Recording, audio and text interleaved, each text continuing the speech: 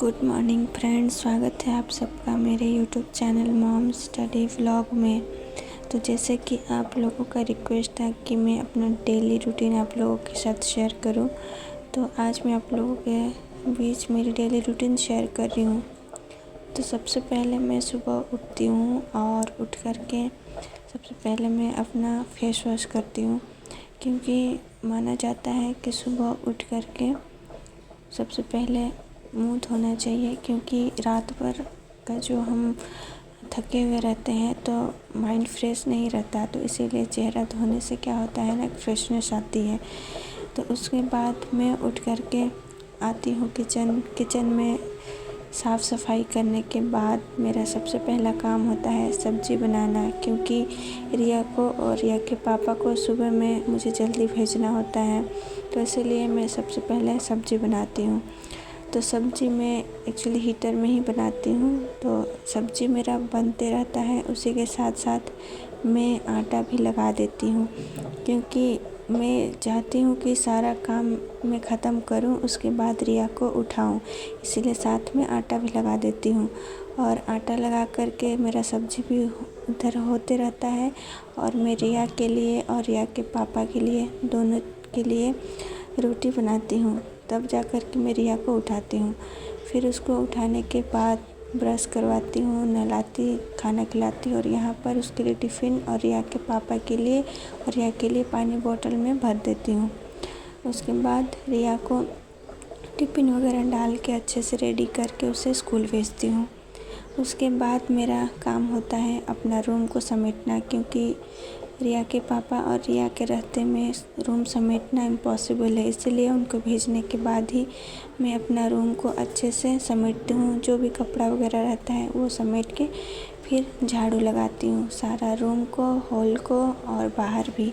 कभी कभार मैं करती हूँ या फिर कभी कभार मम्मी जी झाड़ू लगा देती हैं, लेकिन साफ़ सफाई का काम वो मैं ही करती हूँ। तो यहाँ पर स्टडी टेबल को अच्छे से साफ़ करके सारा रूम को अच्छे से झाड़ू लगाती हूँ। तो यही है मेरा सुबह का सबसे पहले का रूटीन, जो कि रिया के जाने के बाद अच्छी तरह से हो पाता है, क्योंकि जब तक वो रहती है बहुत बदमाशी करती है। फिर उसके बाद क्योंकि कुछ दिनों से मैं पूजा वगैरह नहीं कर रही हूँ, तो ब्रेकफास्ट कर लेती हूँ और उसके बाद दोपहर का खाना बनाती हूँ। तो यहाँ पर दोपहर का सब्ज़ी बना रही हूँ, और चावल मैं बाद में बनाती हूँ। दाल और सब्ज़ी पहले बनाती हूँ। उसी वक्त मुझे कुछ टाइम मिल जाता है पढ़ने के लिए, तो मैं वहाँ पर अपना बुक निकाल करके पढ़ती रहती हूँ। जहाँ तक मेरा कोशिश रहता है कि किचन के वक्त मैं ऐसा टॉपिक लूँ जिससे मैं पहले से ही पढ़ चुकी हूँ, क्योंकि किचन का काम होता है ना, इधर उधर का काम होता है। लेकिन सब्ज़ी बनाते वक्त मैं सारा चीज़ इकट्ठा करके सब्ज़ी बनाती हूँ। इसीलिए मैं प्रेफर करती हूँ कि किचन में जब भी रहूँ मैं पेपर 2 या फिर कोई वीडियो लेक्चर देखूँ। तो पेपर 2 में मैं अक्सर हिंदी का ही टॉपिक्स को रिवाइज़ करते रहती हूँ, तो उसी में मेरा रिवीजन स्ट्रॉन्ग होते जाता है। तो यहाँ पर मैं सब्ज़ी बनाने के साथ साथ पढ़ाई भी कर रही हूँ, जो कि मुझे टाइम मिलता है तो मैं कभी भी अपने पढ़ाई को स्किप नहीं करती। इसी तरह से मेरा यहाँ पर रिवीजन 1-2 चैप्टर का कंप्लीट हो चुका था। और यहाँ पर मेरा चावल के लिए पानी चढ़ा दी हूँ, और दाल भी मेरा बन चुका है और सब्ज़ी भी बन चुका है। तो अभी मुझे जाना है नहाने, और आज मुझे इतने सारे कपड़े वगैरह साफ़ करने हैं, तो इसे मैं वॉश करूँगी, फिर जा कर के नहाऊँगी। तो मैंने यहाँ पर अपना पहनने के लिए कपड़ा भी ले लिया और मैं चल जाती हूँ नहाने के लिए। फिर नहा धो करके खा पी के मैं आ जाती हूँ दुकान, और रिया के पापा को भेज देती हूँ खाना खाने। और आके कभी कभार कपड़े नहीं रहते, लेकिन आज मुझे बहुत सारे कपड़े फोल्ड भी करना है और हेम भी करना है। यहाँ पर मैं लग गई थी कपड़ा हेम करने, बटन लगाने। कपड़ा हेम करना तो एक ही था आज, लेकिन कपड़ा फोल्ड करने के लिए बहुत सारा था, क्योंकि आज कुछ अच्छा सेल हुआ था।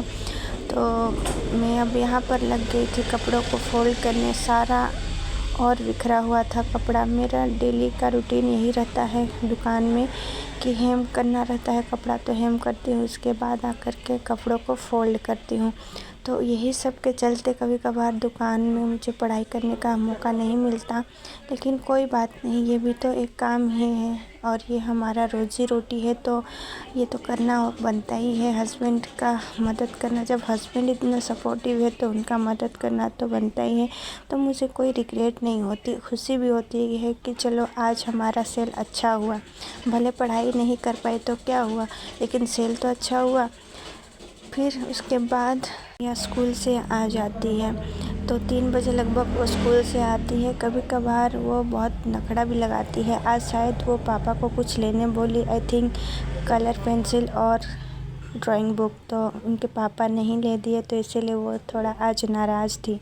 तो 3 बजे से लेकर के मेरा रात 8, 9, 10 बजे तक मेरा यही काम रहता है, इसको लाना, फिर खाना खिलाना, ड्रेस चेंज करना, फिर घर का थोड़ा बहुत काम बचा हो रहता है, उसके बाद ट्यूशन के बाद रात का खाना। फिर रात के लगभग 10, साढ़े 10 बजे मैं अपना स्टडी स्टार्ट करती हूँ।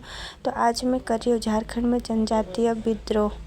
तो ये कुछ बहुत लेंदी चैप्टर है जिसे मुझे कवर करना है। एक बार पढ़ चुकी हूँ, लेकिन आज मैं और एक बार थोरीली इसे पढ़ूँगी डिटेल समझ के कि क्या कुछ हुआ था उस विद्रोह में। तो कुछ इतने पेजेस है यहाँ पर जिसे मुझे आज कवर करना है, लेकिन उसमें से मैं सिर्फ आज 6 पेजेस कवर करूँगी और उसके साथ साथ मैं क्षेत्रीय राजवंश और झारखंड का इतिहास के बारे में भी करूँगी, क्योंकि ancient history, middle history and modern history में झारखंड का क्या रोल रहा है ये सारा भी जानना ज़रूरी है। तो उसमें से भी कुछ इम्पोर्टेंट पॉइंट्स हैं जो कि मैं कवर करने वाली हूँ। तो मैं जो सार संग्रह की बुक फॉलो करती हूँ उड़ान पब्लिकेशन की, तो उसमें ये तो बुक मेनली जेपीएससी के लिए बनाया गया है, लेकिन मैंने इसी को क्यों लिया, क्योंकि इसमें डीपली अगर पढ़ोगे तो आपका सारा कंसेप्ट क्लियर होता है। तो उतना डीप भी नहीं पढ़ना, लेकिन जो ज़रूरी चीज़ें होती हैं मैं उन्हीं को सिर्फ पढ़ती हूँ। और जो इम्पोर्टेंट है झारखंड जीके में, जैसे झारखंड के लोक नृत्य, लोक कलाएँ, लोक संगीत, झारखंड का इतिहास, झारखंड का अर्थव्यवस्था, झारखंड का भूगोल और झारखंड से रिलेटेड विविध तथ्यों को भी इसमें बहुत अच्छी तरह से दिया गया है। तो मैं उन्हीं सबके इम्पोर्टेंट नोट्स को जो डीपली डार्क किया हुआ रहता है उसी को सिर्फ पढ़ती हूँ, क्योंकि ये तो जेपीएससी के लिए बुक इतना मोटा सा बनाया गया है, हमें पूरा नहीं कवर करना। 50 क्वेश्चंस के लिए हमें कुछ इम्पोर्टेंट पॉइंट्स और उसके साथ साथ झारखंड करंट अफेयर को भी अच्छे से देखना होगा। तो यहाँ पर मैं रात के लगभग 10:30 बजे से पढ़ने बैठती हूँ और आज मैं थोड़ी लेट ही पढ़ी थी, लगभग से 1:45 बजे लगभग, क्योंकि कल है थर्सडे और कल बाज़ार के दिन या वैसे भी मुझे दिन में पढ़ने का मौका नहीं मिलेगा, तो वो मौका मैं आज ही क्यों ना ले लूँ, ये सोच कर के मैं आज बहुत रात तक पढ़ी।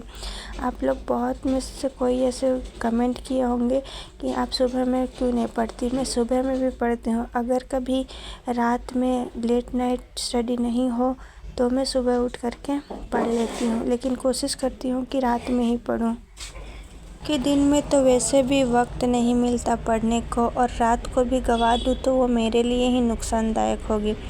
नींद जब लग जाती है, सर से ऊपर हो जाता है, तभी भी जा कर के 2-3 घंटा का नींद लेती हूँ और अर्ली मॉर्निंग उठ कर के पढ़ाई करती हूँ। अगर नींद ना लगे तो मैं अपने आप को इतना स्ट्रॉन्ग पढ़ने के लिए फ़ोर्स करती हूँ, ना कि रात के 2 बजे 3 बजे तक ही पढ़ लेती हूँ। और क्योंकि फिर से मुझे सुबह उठ कर के और खाना बनाना, बच्चों का तैयारी करना, ये सब काम रहता है, तो इसीलिए शरीर को भी थोड़ा सा रेस्ट देती हूँ। 2 से 3 घंटा 4 घंटा रेस्ट देती हूँ। तो अक्सर मैं कोशिश करती हूँ कि रात में ही मैं पढ़ाई करूँ, क्योंकि रात का माहौल जो होता है एकदम शांत माहौल होता है। उस वक्त किसी चीज़ की टेंशन ही नहीं होती, सिर्फ मैं और मेरे किताब के बीच में कोई नहीं आता, ना कोई काम का टेंशन ना कुछ रहता है। इसीलिए मैं फ्री माइंड होकर के चीज़ों को अच्छे से समझ करके पढ़ाई करती हूँ। और उसी वक्त मेरा जो माइंड सेट होता है कि ये मुझे कवर करना है तो मैं कवर कर ही लेती हूँ। यही है मेरी डेली रूटीन जो मैं अक्सर अपने लाइफ में इम्प्लीमेंट करती हूँ और एज ए हाउसवाइफ मुझे इसी तरह से पढ़ने को मिलता है।